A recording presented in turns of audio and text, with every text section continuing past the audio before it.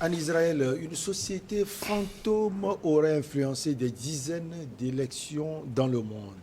Guinée-Conakry, violence dans la capitale suite aux manifestations du Front National pour la défense de la Constitution. On va également parler de la Libye, où au moins 73 migrants sont portés disparus après un naufrage. On termine par le Togo.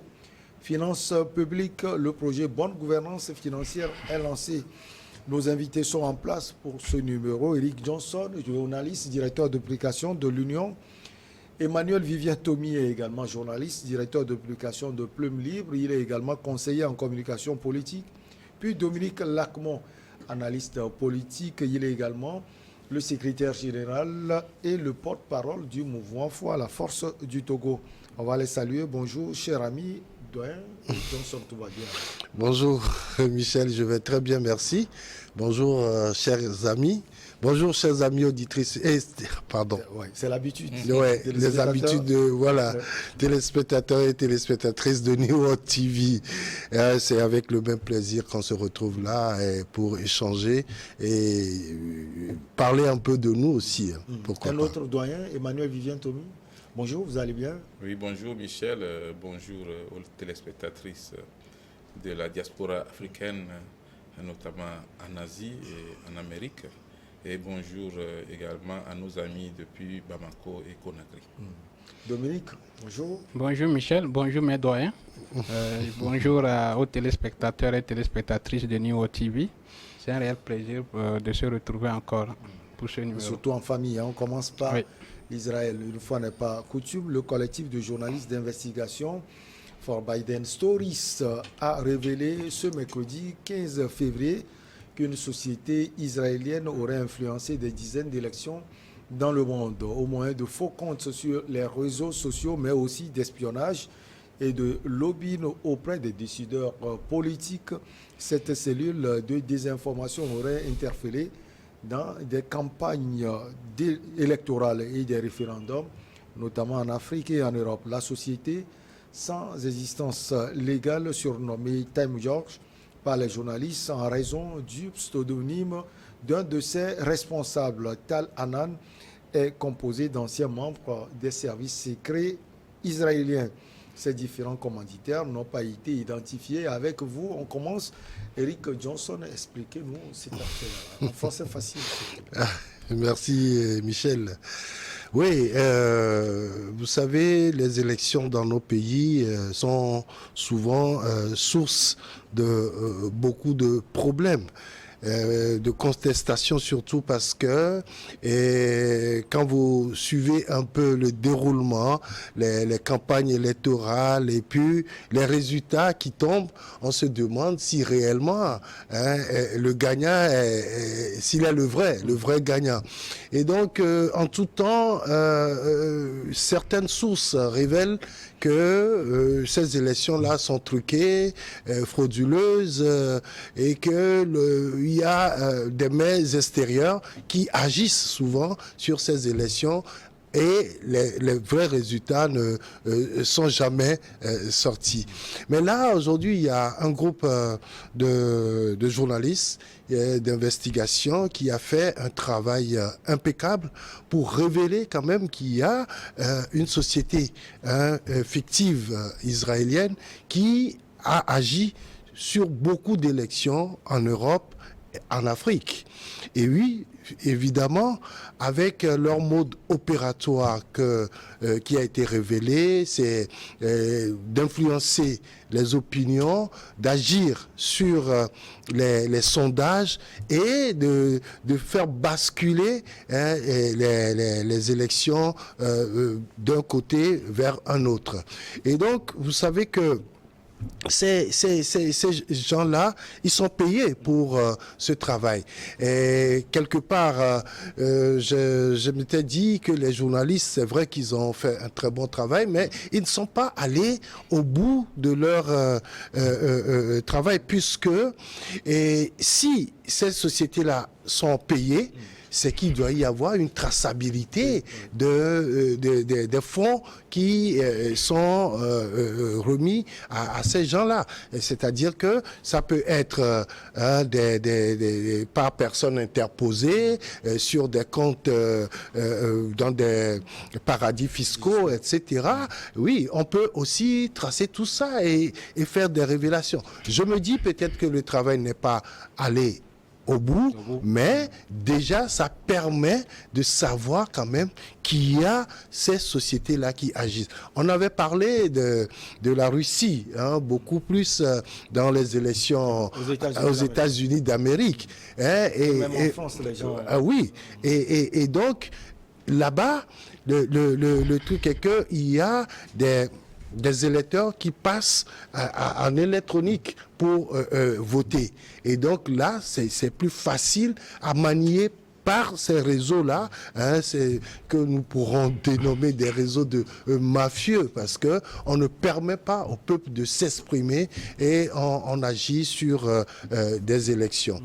Alors, Emmanuel Vivien Tomi, comment comprendre qu'en toute impunité, alors, sans principes moraux, surtout, cette entreprise clandestine israélienne opère dans l'ombre et propose des services aux plus offrants?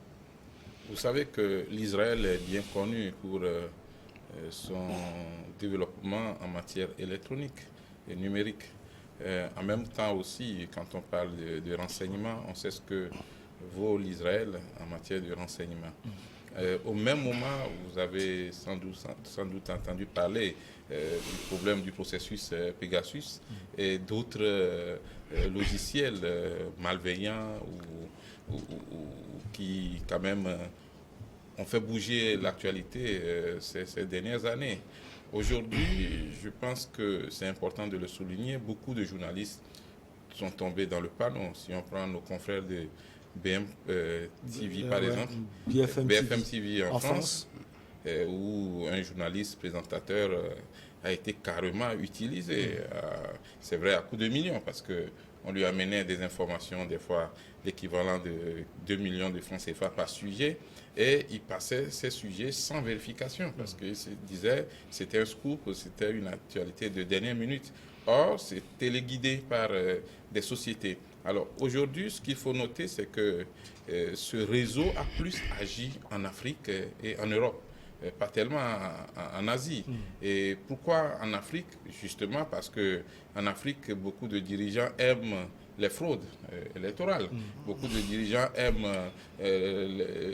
que la vérité des urnes ne soit pas au vu au su du peuple. Et donc, on sait que c'est des clients potentiels. Vous savez, le mot a été utilisé dans le rapport et le reportage de nos confrères. Ce sont des clients potentiels. Il y a des pays qui ont été cités, le Kenya, le Sénégal, mais aussi la Mozambique et puis d'autres pays africains. Mais ce qui fait mal encore plus, c'est que les pays dits développés en matière démocratique aussi se retrouvent sur la liste de ceux qui ont bénéficié des avantages de ce réseau de mafieux. Parce que là, on se pose la question de savoir aujourd'hui, est-ce que les élections ont une fois été transparentes, crédibles et sans fraude un peu partout dans le monde? Vous savez qu'on avait comme exemple ou modèle les États-Unis d'Amérique en matière électorale. Mais avec ce qui s'est passé, on s'est rendu compte que non, les fraudes, ce n'est pas seulement en Afrique, c'est un peu partout. Oui. Et Donald Trump a dénoncé encore à la dernière élection des processus qui ne sont pas démocratiques en matière électorale. Bon, on peut l'accuser. Lui aussi n'a jamais prouvé ça. Oui, bien sûr, mais voilà que son nom se retrouve également dans ce dossier, parce que pour son élection également, le réseau aurait agi. Et donc, aujourd'hui, c'est... Élection face à Hillary Clinton. Avec Hillary Clinton, et avant qu'il ne devienne président. Oui, vous savez, ça. Le problème aujourd'hui, c'est que c'est un groupe de journalistes qui a commencé cette investigation, qui n'est pas terminée. Eric le disait tout à l'heure, en fait, le travail n'est pas encore fini. Mais pour terminer une investigation pareille, il faut des moyens. Il faut des moyens, il faut des ressources.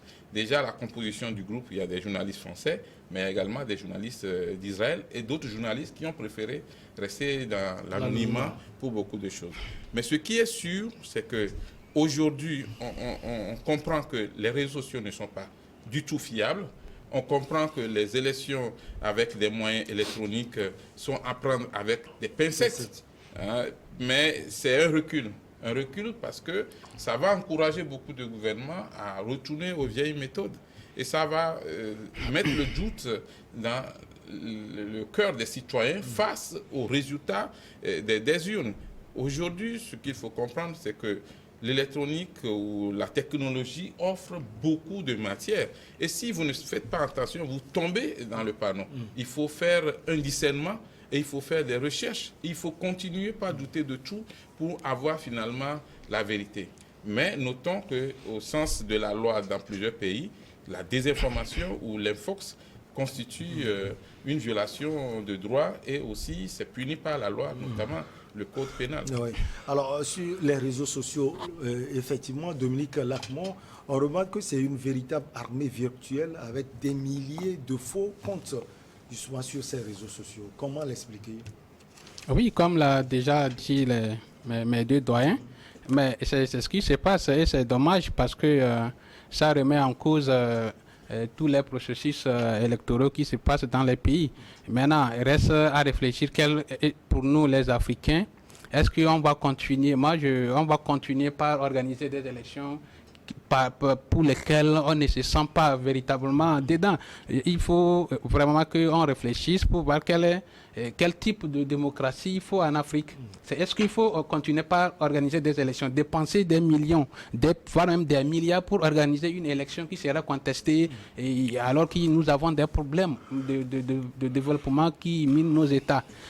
Comme ça, on vient de le démontrer, les influences extérieures qui agissent sur les élections. Là, c'est un véritable problème. Justement, sans ces influences, sans l'apport des uns et des autres, l'Afrique, selon vous, peut organiser des élections elle-même? Mais à l'africaine, on peut. Mais c'est ce qu'il faut. Il faut une démocratie à l'africaine. J'ajoute que le Togo a déjà organisé une élection sans aucun appui de l'extérieur. C'est possible. Ah oui, c'est possible. Puisque non seulement ça aussi. Je peux ajouter que désormais c'est cela. Hein. Oui, mais il faut Togo, parce que le Togo a décidé d'organiser ces élections. Aujourd'hui, c'est Israël qu'on dénonce. Mais il y a d'autres pays qu'on a cités, la Russie, la France, les États-Unis même, sont tous des véritables espions. Ils envoient même là, c'est pas l'Israël, c'est une société. C'est une société, mais israélienne. Mais comme vous l'avez démontré, ça veut dire que l'Israël aussi est connu pour ça, pour son espionnage dans les autres pays. Donc, c'est pour moi, je dis que véritablement, nous, Africains, ce qui concerne l'Afrique, nous devons réfléchir comment organiser nos élections. Est-ce que d'ailleurs même il faut organiser une élection en Afrique? Moi, c'est la question que je pose. Cette démocratie d'organiser les élections à coût des milliards, qui peuvent même construire des écoles, mettre des ressources en eau ou en assainissement, ou bien construire des hôpitaux. On prend des milliards pour organiser une élection qui va finir par des contestations. C'est une exigence de la démocratie. Non, mais c'est ce que nous ne maîtrisons pas. Nous avons quelque chose que nous pratiquons, nous n'avons pas les contours et les conséquences de ce qui peut nous arriver. Comme vous l'avez démontré, une élection qui est truquée, de l'extérieur, et ça peut embraser tout un pays, comme on l'a dit. Peut-être que quelqu'un qui s'attendait à un résultat, un véritable, il sait qu'il est sûr de sa victoire, mais ces influences viennent empêcher l'élection et le pays s'embrase, c'est les morts qu'on compte. Maintenant, c'est parce que nous avons imité un système qui n'est pas adaptable à nos réalités. Il va falloir que l'Afrique désormais pense à voir est-ce qu'il faut continuer par organiser des élections où on revient à un système où nous avons que des royaumes en Afrique. Ça, c'est un autre débat. Mais là, comme tu l'as démontré les autres, l'Israël et les autres pays, c'est leur habitude d'influencer les élections dans tous les pays. Et je pense qu'actuellement, il faut vraiment qu'on réfléchisse pour finir et savoir quel est le système. Si on veut organiser les élections, comment sécuriser nos élections. Ce n'est pas la force extérieure qui peut venir nous donner des conseils ou nous orienter comment il faut les organiser, mais notre manière à l'africaine. Alors, Eric Johnson, comme Tony l'a dit tout à l'heure, il y a des médias qui sont tombés dans le panneau, pas forcément des médias, mais des journalistes. On parle de BFM TV, c'est une chaîne française, et d'autres également. Alors, On doit faire attention. Oui, c'est très facile. Hein. Du moment où on donne la liberté à ces journalistes-là de traiter les sujets de leur choix, tout en gardant quand même une ligne éditoriale donnée, je crois que c'est très facile de tomber dans ces panneaux-là. Et ce qui se passe, c'est que généralement, si nous voulons parler de la France, des pays européens, tout est organisé. Oui, il y a une conférence de rédaction avant, quand même, les sujets à diffuser. Mais chez nous, parfois, il y a peut-être le rédacteur en chef qui décide de tout dans son bureau et puis il vient, alors vous avez quel sujet? Très rapidement, on montre les choses et puis on vient plaquer. Mais là-bas, comme le journaliste, il a cette facilité parce que c'est vrai, on propose des sujets, mais après, c'est aux journalistes de dire sur le plateau ce qu'il a envie de dire. Et parfois aussi, et ça fait que très rapidement, quelqu'un vous glisse une information. Et surtout, cette recherche de scoop, la dernière information, voilà, c'est notre chaîne qui l'a publié, etc. Ça fait que parfois, ça induit beaucoup en erreur. Et vous savez, certains rédacteurs en chef, dès que ça tombe, on n'attend pas. On va rapidement voir le journaliste au plateau, allez, voilà un sujet. On va même chercher très rapidement les monteurs. On fait un petit montage avec des archives, pas forcément des éléments d'actualité. Mais donc, on fait tout ça et le journaliste français dont vous parlez, quand on l'a interrogé, il a dit tout simplement que c'est lui-même qui a décidé de faire ainsi, alors que il est influencé de quelque part. Et donc, vous savez, c'est des gens qui sont très organisés. Tout de suite, parce qu'ils savent que tu es sur une radio, ils savent quel élément sonore t'envoyer pour que tu diffuses et tout de suite, vous suivez parfois sur les réseaux sociaux des imitations de voix. On attribue des propos à certains chefs d'État, à certains politiques et tout. Ça là, c'est travaillé. C'est travaillé, c'est bien travaillé et ça, c'est ces réseaux-là qui font ce travail-là. Et donc, quand tu ne fais pas attention en tant que journaliste à ce que tu vas publier, tu tombes sous le coup de la loi. Vous savez, notre travail est très délicat. On le dit souvent, les gens ne comprennent pas. On monte des trucs qu'on vient remettre à des journalistes. Ici, ça s'est passé plusieurs fois. Plusieurs confrères ont été condamnés par la RAC ou la justice parce qu'ils ont eu à publier des informations qu'ils croyaient de première main. C'est-à-dire, on fait confiance à quelqu'un, à sa source d'information, qui vous remet une information, vous la publiez, vous la traitez, certainement. Mais vous ne faites plus d'investigation parce que vous avez foi en votre source. Et les gens publient ces informations et après, voilà, et ils sont condamnés, ils sont exclus, ils sont... Oui. Ça arrive très souvent. C'est pour ça qu'il est recommandé que chaque journaliste qui veut publier une information doit, quelle que soit la source, parce que, vous savez, il y a trois échelles de traitement de l'information, vous voulez dire? De recoupement. Il ne faut pas laisser un seul pan de recoupement de côté. Parce que si vous le faites, alors là, vous êtes, enfin, dedans, comme on dit, vous tombez sous le coup de la loi. Si vous le permettez, on va marquer la première pause, on revient pour la suite.